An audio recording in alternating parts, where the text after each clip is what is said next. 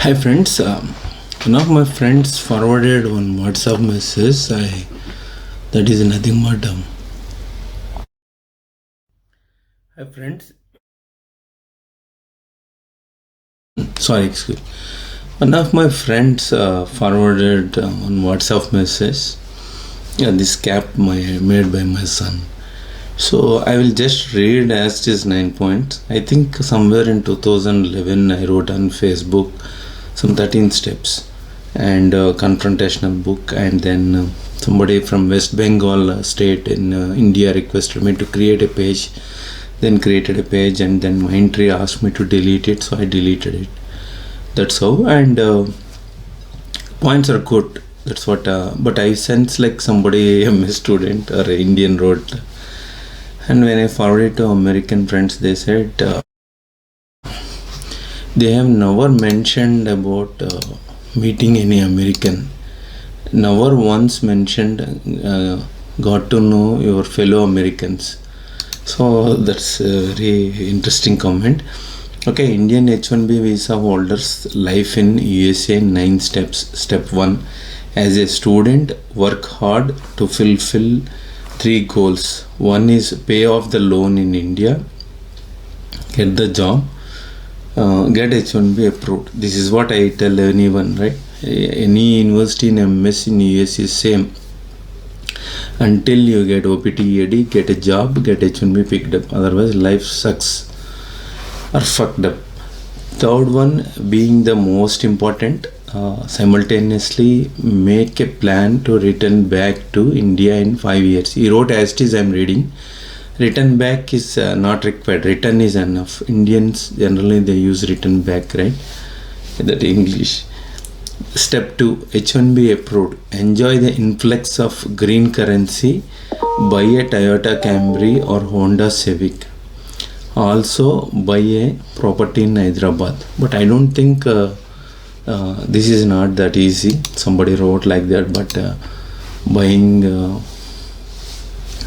property is Hyderabad, that not easy, because you don't get much money unless you have full-time job with a top US client, and both couple earn good money. Unless you get a handful of money, this is somewhat exaggerated. Step 3: invite parents on visitors visa, take them on 4-dham yatra. This really getting laugh, because many think that America means only those 4. One is Niagara Falls, 2 Statue of Liberty, that is New York, and 3 Charging Bull of Wall Street, and 4 the White House. I think this guy also wrote, the person who wrote this might be mostly from the East Coast or Midwest of the USA. I don't know what about the West Coast. So go to India. Step 4: go to India, finalize a girl, get married in 3 weeks, the arranged marriage way, back to the US. This is definitely a male dominated guy wrote this one, because when I interviewed many F1 students, they said, especially boys, we don't trust Indian girls on F1 visa. They have a 5 boyfriends, 5 backups. So we'll go to India to see arranged marriage. So that is I also come across several girls and boys. They said they fell in love, they married them, but marriage card printed different names. Step 4: go to India, finalize a girl, get married in 3 weeks, arrange marriage, go back to USA. Step 5: this is where step 4, you will see many H1Bs beat H4s, domestic violence. I kept yesterday one video, right? So there is no way out. Any non-immigrant visa, primary the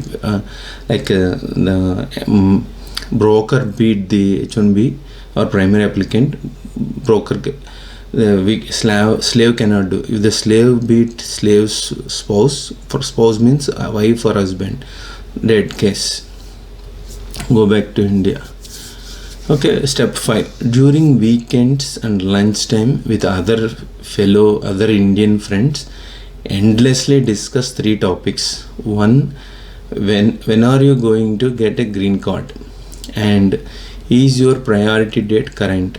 people who are watching this video outside USA who do not know what is priority date means, suppose you are standing for a milk packet at a milk booth in India in your street corner. So the point of standing is counted as a waiting period, right? Like for example, 100 people are standing for 100 milk bottles or water bottles, whatever, right? Then you are the 100th one or 99th person. So the standing of that moment, the time counts. That is called here, who are standing in green card registered, it's called priority date. And when do you get, what is your priority date? The second is, how is Modi transforming India? I think this is recently somebody edited the old post, I believe, because when I read 25 years ago, Modi was not there, right? So how is Modi transforming India? And the third is cricket. This is what, that means the people who wrote utterly failed to assimilate to American culture. That's why they discuss this. Step 6, buy a home. So I will tell you my experiences here. Friends, have 2 kids, spend next 15 years dropping them off various classes, attending birthday parties and visiting Home Depot for various home projects. So this is definitely kids born here for non-immigrants is called anchor babies. I didn't give any nickname, Indians call. That means they are anchoring to America, right? So, but parents won't get green card just because kids born here. That is misconception for Indians. Next point, buy a home. I asked on my Barani in New Jersey project, he said, I want to die here, that's why I bought a house.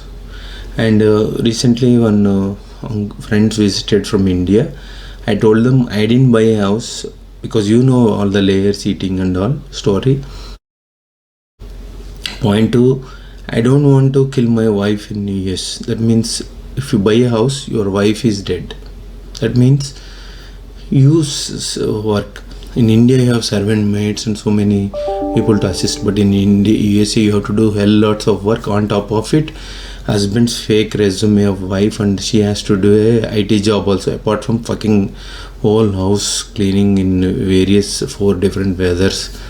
So literally she's going. Then the gentleman from India said, it is not only USA, even in India, if you want to kill your wife, you have to buy a house.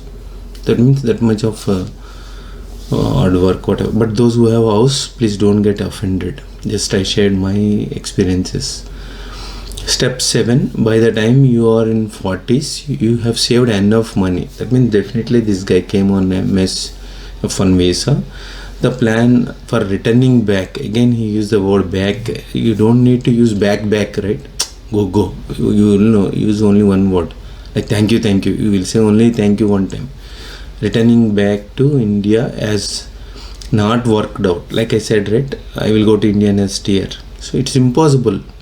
You love India or you love your parents, you don't go because you love dollars more than you love your parents. And I don't see dollars here. Generally I see a lot of dollars here, and you don't go back because of dollars and whatever. And I love America. So it's now finding ways to spend money. Buy a Tesla or BMW. Also your Hyderabad property isn't lucrative anymore as NRI has further depreciated against the dollar. So enroll into a difficult struggle of selling the property and getting funds back to the U.S.C. states. This I have seen several people have problem of selling back home property and bringing it here. Somebody will occupy in Hyderabad, right?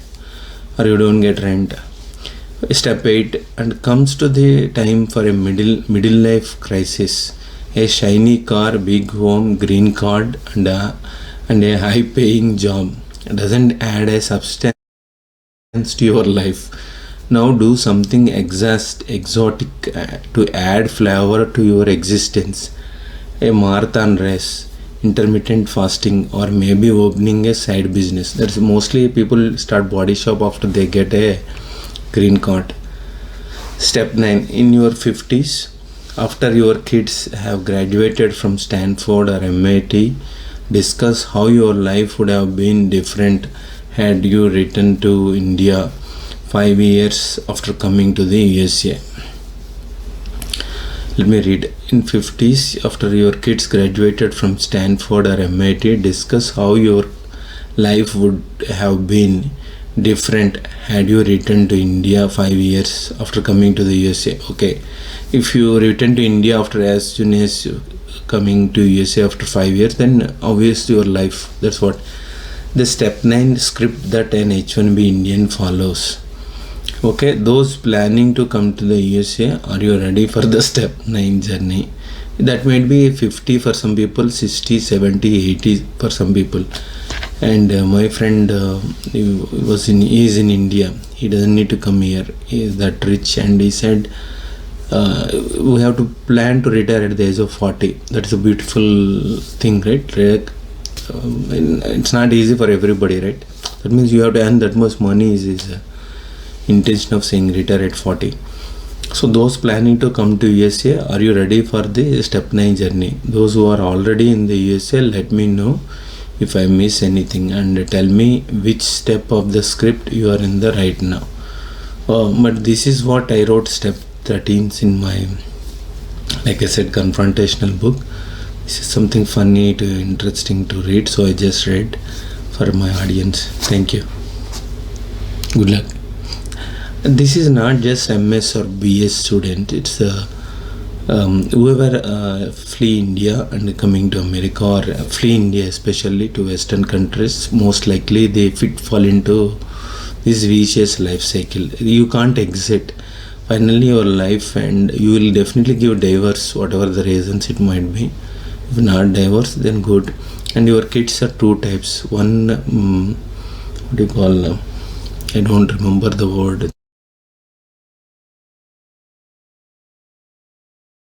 Telugu film, there is a film, it's the parents control. Parents rub the caste, Indian stupid culture, everything, and they will go to India for arranged marriage. The second type is they will completely become Americanized. They get love, they fall in love, and they don't, they love parents, but they don't respect their decisions. They take their own decisions. So they have completely become Americans. In those scenarios, you will definitely give divorce to your wives.